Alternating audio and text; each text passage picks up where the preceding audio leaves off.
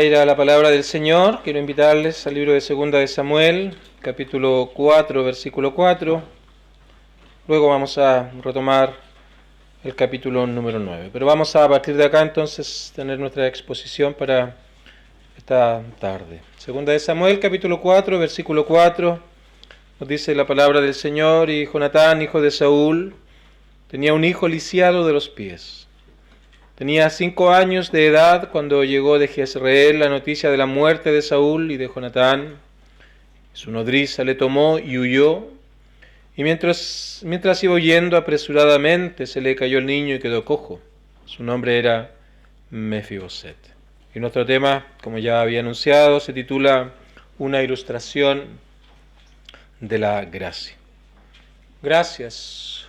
Un favor inmerecido. De esa manera entendemos gracia. Un favor inmerecido. Y para hablar de gracia necesitamos también poder entender que hay 2 tipos de gracia. Y esto es algo que nos va a permitir entender no solo el mensaje, sino muchas de las cosas que ocurren a nuestro alrededor. La primera gracia es la gracia común. Así es conocida, no en el sentido de que sea trivial, no en el sentido de común como algo sin importancia, sino común en el sentido que este favor inmerecido es un favor gratuito que el Señor muestra a toda la humanidad. En ese sentido es común a todo tipo de personas, en cualquier lugar de este planeta es una gracia común. Y la operación de esta gracia común la vemos, por ejemplo, día tras día, que Dios preserva a la sociedad, regulando y limitando el potencial pecaminoso del corazón, de la humanidad producto de la caída, que ha afectado todo el ser del hombre. Cuando hablamos del corazón no nos referimos a un órgano físico, sino nos referimos a todo lo que el hombre es, todo su ser.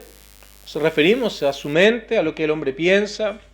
Hablamos también en términos de sentimientos, lo que el hombre siente. Cuando hablamos del ser del hombre, hablamos también de su voluntad, de lo que el hombre hace. Todo eso está envuelto en este lenguaje que usamos refiriéndonos al corazón, refiriéndonos al ser del hombre. Y cuando Dios creó al hombre, lo hizo de tal manera que tenía una mente sensata, tenía una voluntad santa, tenía sentimientos subordinados a esta mente, de tal manera que hallaba placer en las cosas que Dios había mandado hacer. Hallaba placer en obedecer a Dios, hallaba placer en buscar a Dios, hallaba placer en cumplir el propósito para el cual habíamos sido creados. Pero el pecado trastocó todos estos asuntos. De tal manera que ahora los sentimientos se han independizado de la mente y la voluntad.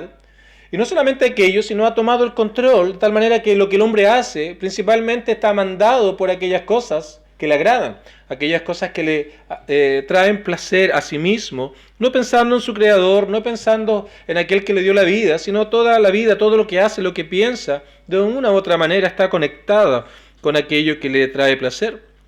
Así que la gracia común lo que hace es que producto de este corazón caído, que en condiciones tal vez de dejarlo andar como un caballo desbocado, lo vemos reflejados en guerras, extorsiones, homicidios. Así que la gracia común preserva a la sociedad, regulando, limitando el potencial pecaminoso de un corazón que se sirve a sí mismo día tras día. Y es la gracia común también la que constantemente nos llama al arrepentimiento. Dice el libro de Romanos, la benignidad nos guía al arrepentimiento. Así que la gracia común llamándonos también a todos y cada uno de los seres humanos a considerar los argumentos del Evangelio, a considerar lo que Él tiene que decirnos por medio de la palabra del Señor. Pero también la gracia común dota a hombres con sabiduría, con capacidades, con talentos para crear muchas cosas que son de gran beneficio para la humanidad, grandes avances, grandes trabajos que facilitan la vida. Todo aquello está dentro de la gracia común. Ahora hay otro tipo de gracia, que es la gracia salvadora, que es la que se ilustra en este pasaje y la que vamos a poder mostrar en esta hora. Es una gracia muchísimo mejor, es una gracia mucho más hermosa, porque es un favor inmerecido, pero que tiene que ver con la salvación, estar a cuentas con Dios, estar en comunión con Dios, hallar reconciliación en Él. Así que vamos a ver esta historia para mostrar cómo la gracia salvadora se despliega, cómo la gracia salvadora se muestra en este capítulo 9 del libro de Segunda de Samuel. Y para ello necesitamos remitirnos a aproximadamente 3000 años atrás, en la historia de la dinastía en aquellos años, que cuando un rey moría, el rey que tomaba posesión lo que hacía era exterminar a cualquier descendiente del rey anterior, de tal manera de que no haya ninguna posibilidad que la dinastía anterior pudiera reclamar el trono en algún momento. Así que eso lo puedes ver en libros de historia, inclusive en documentales que han existido, de que era muy común hacer esto. Cuando moría un rey, su familia entonces tenía razones más que suficientes, tenía razones para estar preocupado, porque lo que le esperaba, de acuerdo a la costumbre de aquellos años, no era más que la muerte. Ese es el contexto social que hallamos en el relato que tenemos aquí en Segunda de Samuel. Entonces lo que tenemos, como se nos narra en el capítulo número 4 que leíamos, es que Saúl había muerto, lo dice el versículo 4. Llegó la noticia, llegó la novedad a los oídos de Jonatán, de ese contexto, y resulta que Saúl había muerto. De tal manera, y Jonathan, entonces ocurre que la gente comienza a correr, porque se iba a cumplir este asunto de que iban a morir eventualmente producto del nuevo rey que se había levantado. El tema es que la familia de Saúl huyó para salvar sus vidas. Y por eso la nodriza, sabiendo este asunto, le tomó, y mientras iba huyendo apresuradamente, se le cayó el niño, dice el versículo 4, y quedó cojo. Así que pensando que lo que le venía iba a ser lo que la sociedad mandaba, como era la costumbre, ella corrió para poder salvar a este pequeño niño llamado Mefiboset, pero en la huida, el golpe que tuvo producto de la caída le hizo quedar inválido de ambos pies. Ahora, cuando saltamos al capítulo 9, ya habían pasado varios años desde que David había llegado a ser rey de Israel, pero reaparece en este capítulo y se retoma su historia, y es aquí donde la gracia del Señor se nos muestra, el favor inmerecido de Dios para salvar hombres se nos ilustra por medio de todo lo que está presente aquí. Ahora es importante que entendamos que toda la palabra del Señor es un tema, trata acerca de la redención del hombre, eso es lo que es el tema de la Biblia. Dios ha salvado hombres para su gloria, de la manera que de principio a fin es la historia acerca de cómo el hombre puede estar a cuentas con Dios. Así que por medio de esto se nos ilustra, por medio de esto se nos cuenta, por medio de esto se nos expresa precisamente hermosas enseñanzas para que ahora a la luz del Nuevo Testamento, de la verdad revelada de este lado de la cruz, podamos mirarlo y ver cómo estas hermosas historias nos hablan acerca de la obra salvadora que nuestro Señor hizo en la cruz del Calvario. Así que llegamos a Segunda de Samuel capítulo 9, donde la historia de Mefiboset es retomada, donde la historia de este pequeño niño es considerada una vez más. Así que allí está inválido. Este joven ahora estaba lisiado de ambos pies. Y por otro lado, ya los años habían transcurrido, David había alcanzado el reino, tenía gran popularidad y era un hombre muy amado por el pueblo. De hecho, si lees el capítulo 8, el versículo número 15, dice: y reinó David sobre Israel, y David administraba justicia y equidad a todo su pueblo. Así que era un reinado exitoso, un reinado muy reconocido, así que había gran popularidad para este rey David. Su vida hasta ese momento se mostraba intachable, todavía no había pasado lo de Betsabé en el capítulo número 11, así que era un ejemplo no solamente de gobierno, sino también era un ejemplo moral, era un ejemplo digno de imitar, tenía gran popularidad. Su reino había crecido de una manera exponencial. Había una paz que David había ganado producto de las luchas y las guerras que había tenido contra otros pueblos. Así que el pueblo disfrutaba de una circunstancia bastante beneficiosa. De hecho, no conocían la derrota todavía. Tenían buena economía, el reino funcionaba de una manera muy buena. Entonces, estaba en esto David reflexionando acerca de estos beneficios, reflexionando acerca de todas estas cosas tan hermosas, cuando en un punto recuerda una gran amistad que él tenía con el hijo de Saúl llamado Jonatán. Ellos habían hecho un pacto de amistad. Entonces, pensando en esto, luego de muchos años, recuerda. Entonces comienza ahora el relato en el capítulo 9 y preguntándose en esta reflexión que él había tenido un reino exitoso, todo estaba en paz, la economía era próspera. Recuerda la promesa que había hecho a Jonatán y se pregunta, versículo 1 del capítulo 9, ¿ha quedado alguno de la casa de Saúl a quien haga yo misericordia por amor de Jonatán? Estas son las palabras de David aquí, recordando todo lo que había pasado, como diciendo, ¿habrá alguien de la familia de Saúl a quien yo pueda mostrar mi gracia como rey, todo esto que yo he recibido, todos estos beneficios que he logrado? ¿Habrá alguien de aquella familia a la cual yo pueda extender estos favores?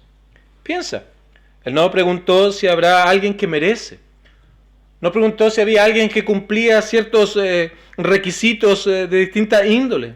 Él simplemente preguntó, ¿ha quedado alguno? ¿Habrá alguien por ahí?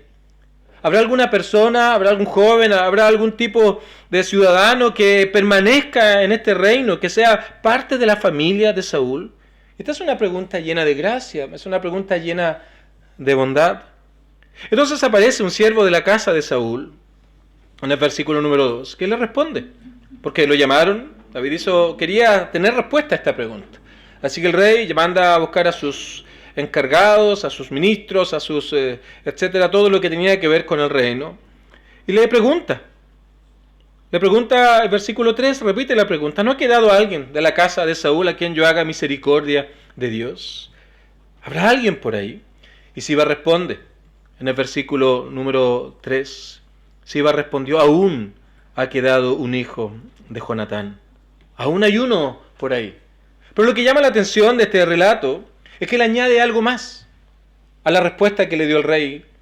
Le dijo, ahí hay un hijo de Jonatán, pero añade lo siguiente, lisiado de los pies. Lo que podemos leer de esta historia es que Siba jamás pensó que el rey se iba a interesar en alguien en esa condición física. Jamás pensó que el rey iba a mostrar misericordia de Dios a un hombre que estaba en esta circunstancia. Tremendas palabras son las que encontramos ahora en el versículo número 4, porque el rey le pregunta inmediatamente, ¿dónde está? En vez de preguntarle, mira, ¿qué tan mal está? ¿Qué tan útil me es para el reino? ¿O qué tan beneficioso puede ser para la expansión y la paz de este reino del cual estoy a cargo? Sino simplemente él preguntó, dime, ¿dónde está? Y él responde luego en el versículo 4, Siba, he aquí está en casa de Maquir, hijo de Amiel, en Lodebar. Estas palabras pueden sonar sin mucha importancia, pero añaden un poco más de contexto para comprender cuál es la realidad de este joven, este hombre ya llamado Mefiboset. No solamente era parte de una familia que en condiciones normales debió haber estado muerto, no solamente era lisiado de los pies producto de que cuando iba arrancando al morir Saúl para poder librar su alma quedó en esa condición, sino que además estaba en Lodebar, literalmente aquello significa un lugar estéril. Vivía en una tierra sin ninguna utilidad, ni para pastorear, ni para poder sembrar. Así que sumémosle a las características que están alrededor de este hombre llamado Mefiboset. Era alguien lisiado, era alguien que vivía en un lugar que era inútil, de manera total, completa y absoluta. Y además estaba oculto en aquel lugar porque pensaba que era la única manera de que pudiera escapar de la ira del rey. Así que pensemos en este hombre cuando tal vez estaba en su hogar y aparece un carro, o caballos, una comitiva real para simplemente decirle que el rey quiere verlo.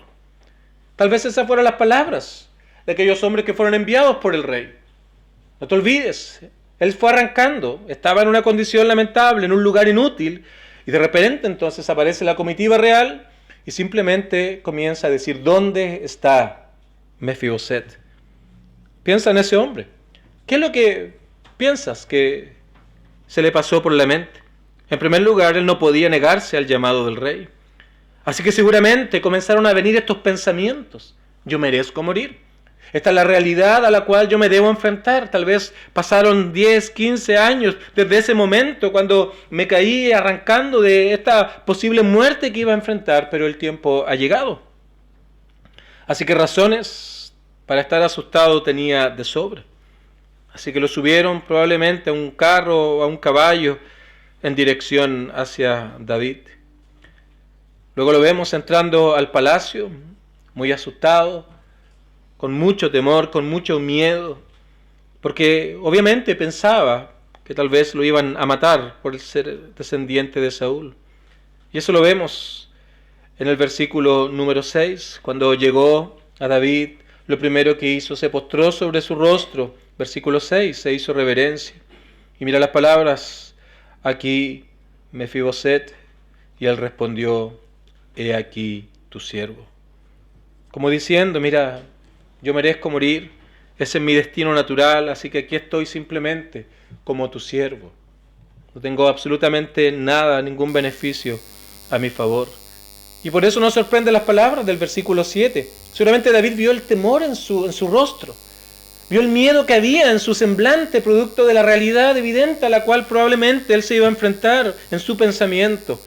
Y David le dice, no tengas temor, no tengas miedo. ¿Por qué? Porque yo a la verdad haré contigo misericordia, por amor de Jonatán.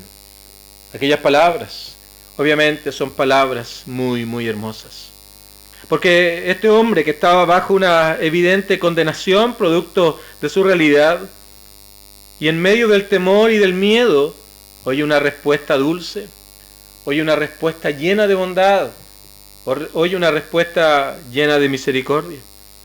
Como David diciéndole, no tengas miedo, no te llamé para castigarte, no te llamé para que pierdas tu vida, muy por el contrario, Mefiboset, te he llamado para llenarte de bondad, te he llamado para darte un lugar de honor. Eso lo ves, versículo 7.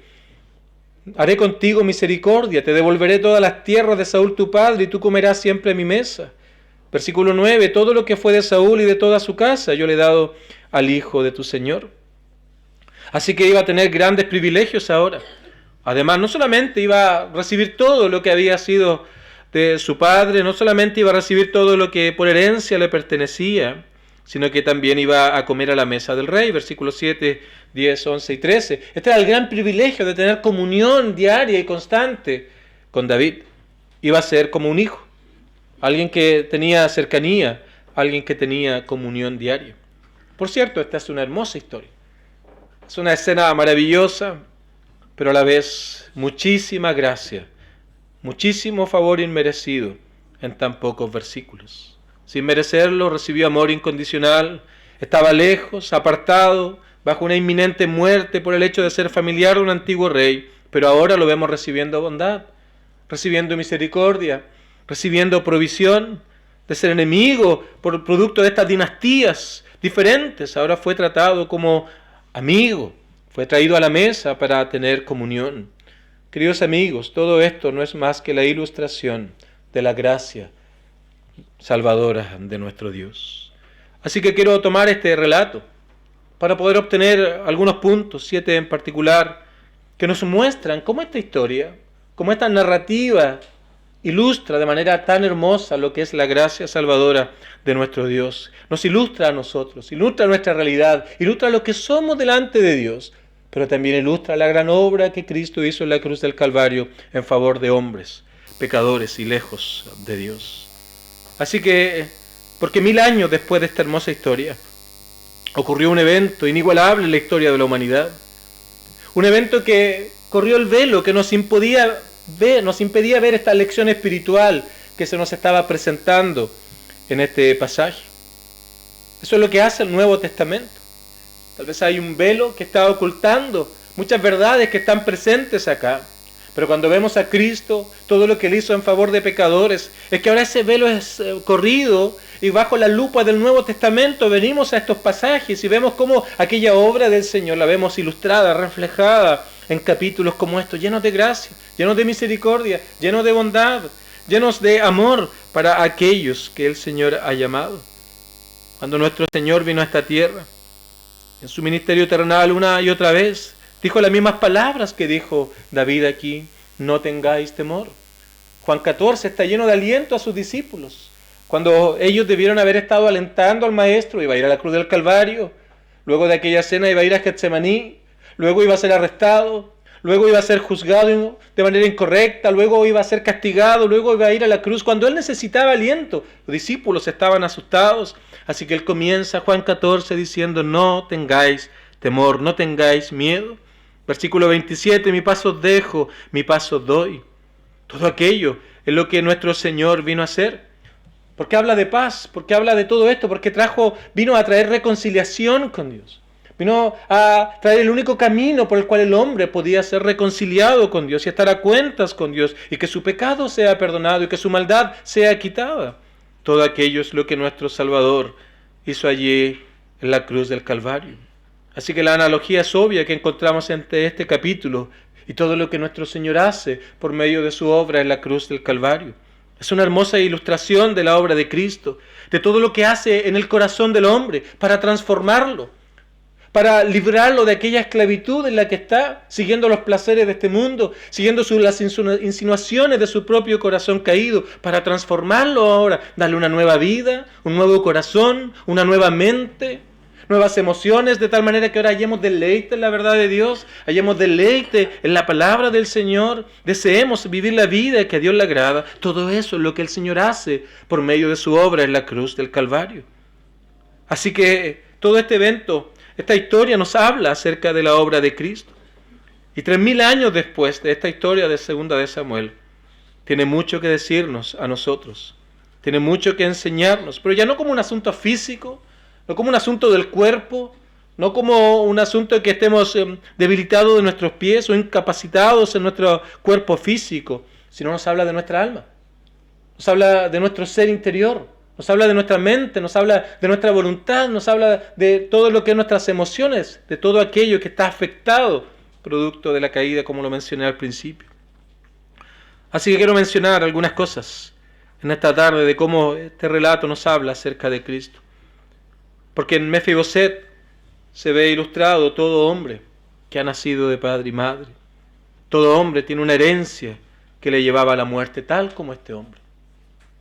Este hombre tenía una herencia, producto de ser de una dinastía real, que le significaba entonces que cuando viniera un nuevo rey estaba condenado a la muerte. Y de esa misma manera el hombre ahora trae una naturaleza, trae una herencia, que es estar separados de Dios. Producto del pecado, producto de la maldad, arraigado en el corazón. Porque esa es la realidad del hombre. En primer lugar, es pecador por naturaleza. Nace en pecado. No tiene que cometer un pecado para llegar a ser pecador, sino que comete un pecado producto de que su naturaleza está inclinada al pecado. Pero también es un pecado por práctica, porque luego el hombre elige pecar de manera consciente. Elige el camino que va no de acuerdo a la palabra del Señor. Así que Mefiboset nos ilustra, Mefiboset nos presenta la realidad ahora espiritual de cada ser humano que está lejos de Dios, está apartado de Dios y está completa y absolutamente incapacitado para poder estar a cuentas con Dios. Así que no solamente hay una herencia pecaminosa en todo ser del hombre, sino que también ha habido una tragedia en la historia de la humanidad que ha dejado al hombre incapacitado para siempre, para por sí mismo poder estar a cuentas con Dios.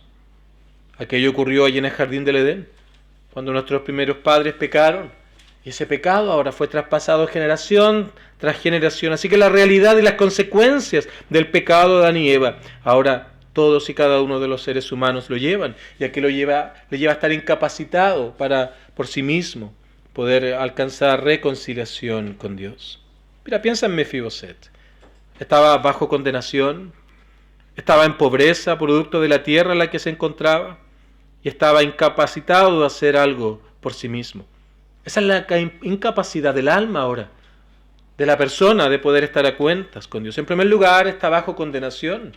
No puede vivir la vida que Dios demanda. Por lo tanto, la paga del pecado es muerte. Está en pobreza, en un completo abandono espiritual, ninguna esperanza para él. Y está incapacitado de poder hacer un bien por sí mismo, ilustrado en que Mefiboset estaba lisiado, no podía moverse. Así que esa es la realidad también del ser humano. En tercer lugar, vemos el amor incondicional de Dios hacia pecadores. Eso es lo que nos provee también esta historia. que en esta terrible realidad y condición del ser humano, el Señor muestra su amor para pecadores.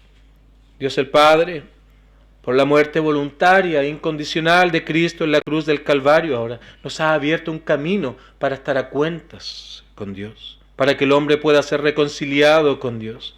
Y este es un amor incondicional, porque obviamente no depende de nuestras fuerzas, no depende de nuestras obras, no depende de los esfuerzos personales que podamos nosotros hacer, sino que este es un amor lleno de gracia, es un favor hacia seres humanos incapacitados, condenados, para que ahora ellos puedan ser reconciliados con Dios por medio de la obra que Cristo hizo en la cruz del Calvario. Eso es lo que dice Romanos, cuando dice, mas Dios muestra su amor en que siendo pecadores, Cristo murió por nosotros. Así que Él allí en la cruz del Calvario entregó su vida, de tal manera que aquellos que confían en Él ahora, producto de los méritos de Cristo, puedan hallar comunión con Dios. Ahora este hombre lisiado no tenía nada propio, no merecía nada, solo debía venir humilde delante del Rey. Esa es la manera como debemos venir. No podemos ganarnos el favor basado en nuestros propios esfuerzos. No podemos ofrecer algo por nuestra salvación, tan solo aceptar lo que Él ha hecho en favor de pecadores. También encontramos que el rey restauró a Mefiboset de un lugar desierto, un lugar infértil, a un lugar lleno de amor, a un lugar lleno de compañerismo, a un lugar lleno de comunión. Y eso es lo que el Señor hace también por medio de Cristo. Dice el libro de Colosenses, también el libro de Efesios, estando lejos, ahora Él nos ha reconciliado. Estando lejos de Dios, ahora hemos sido hechos cercanos.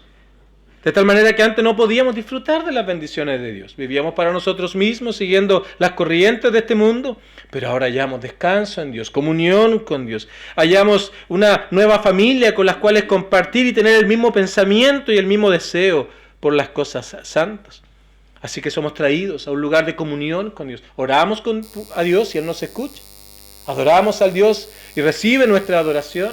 Vamos a leer la palabra del Señor y hallamos deleite en poder aprender acerca de lo que Él pide para su pueblo. Pero también David aceptó a Mefiboset en su familia y dio provisión y alimento para su cuerpo. Así que cuando creemos en Cristo, ahora Dios nos hace sus hijos.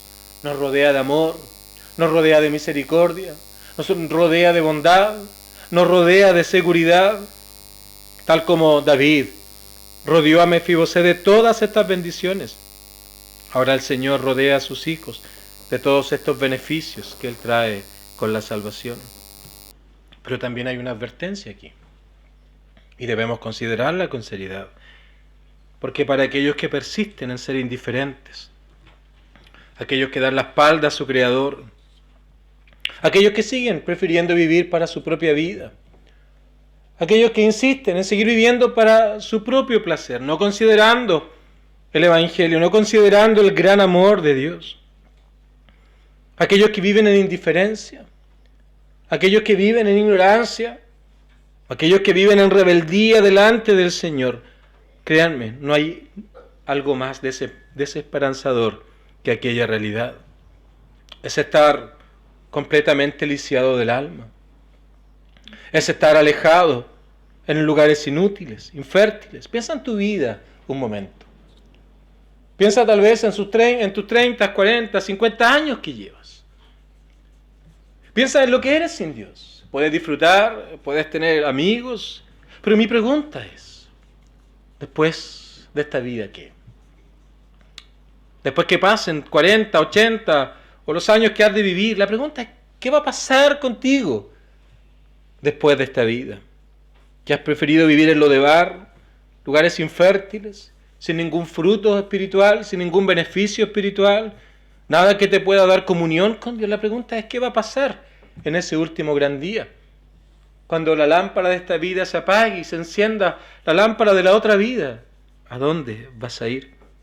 Y por eso esta historia no solamente es una demostración de la gracia de Dios, sino también es un llamado, una advertencia a aquellos que persisten en ser indiferentes delante de Dios. ¿Por qué? Porque no seguirás sino en la terrible realidad del pecado que se nos ilustra aquí en Mefiboset antes de que David le llamara. Lejos, lisiado, sin ninguna expectativa del futuro. Y lo último que quiero mencionar es que cómo debemos entonces venir delante del Señor. También se nos presenta en esta historia. ¿Cómo debemos venir delante del Señor? Lo que debemos hacer es tomar el versículo número 8, cuando Él le dice, ¿quién es tu siervo para que mires a un perro muerto como yo?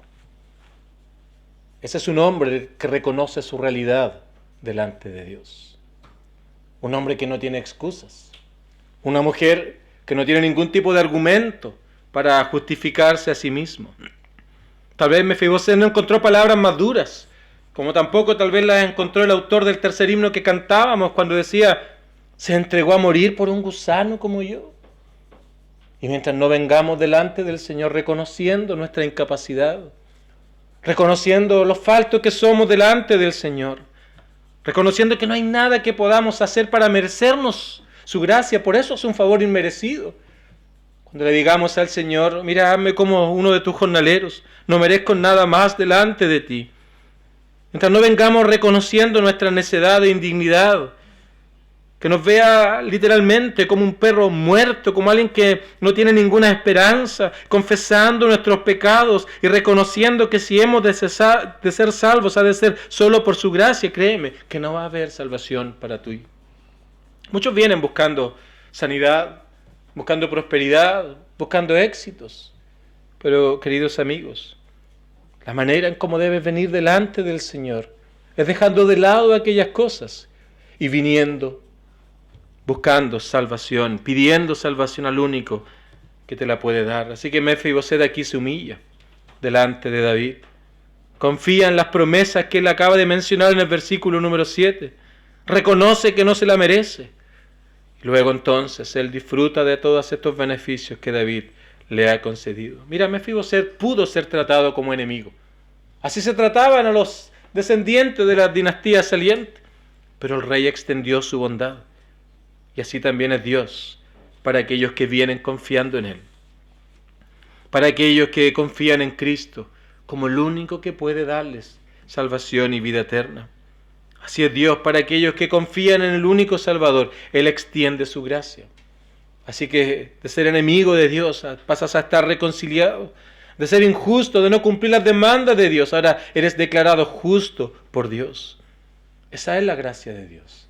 Ese es el favor inmerecido que se nos ilustra, se nos presenta en esta hermosa relato, en esta hermosa historia de la palabra del Señor. Queridos amigos, la gracia de Dios, este favor inmerecido, no descansa en nuestros méritos, no descansa en nuestra condición. Él no tenía nada que ofrecer a David, pero fue amado, fue restaurado, y así la gracia de Dios ahora, sin merecerlo, pero en los méritos de Cristo nos da acceso a una herencia celestial, a una vida eterna. Sabemos que cuando la vida en esta tierra pase, nos espera la verdadera vida después de esta, cuando estaremos para siempre, por siempre, disfrutando de las glorias eternas que el Señor ha preparado para todos aquellos que se arrepienten y creen en Cristo como el único y personal Salvador. Tal como Mefiboset recibió una posición y bendiciones que no merecía, así el Señor colma de bendiciones a todos aquellos que se arrepienten, confiesan sus pecados delante de Él y a la vez confían en Cristo como el único medio por el cual pueden ser salvos y escapar de la ira venidera. Que el Señor nos ayude a todos. Les invito a que oremos a nuestro Dios.